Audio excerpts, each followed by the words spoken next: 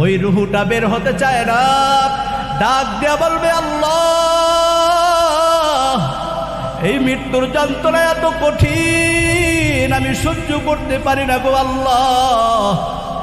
আল্লাহ, তোমার বান্দাদের জান কবজ করেছি, কিন্তু কোনোদিন ভাবি নাই এই মৃত্যুর সময় এত যন্ত্রণা, এত কষ্ট হয় আল্লাহ। ও মুসলমান, মালাকুল মউত একটা চিৎকার দিবে, একটা চিৎকার দিয়ে নিজের রুহটা গলার মধ্যে হাত দিয়ে যখন বাহির করবি, মালাকুল মউত দুনিয়া থেকে বিদায় হয়ে যাবি। আল্লাহ তাআলা দুনিয়ার সব কিছু নিয়ে নেবে, সব কিছু বিদায় হবে, কিছুই থাকবে না। একজন থাকবে, তার নাম কি?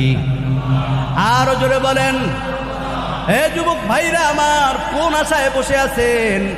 রাত্রবেলা এশার নামাজ না পড়া কানের মধ্যে ইয়ারফোন দিয়া গান শুনতে শুনতে ঘুমিয়ে যাও। সাবধান।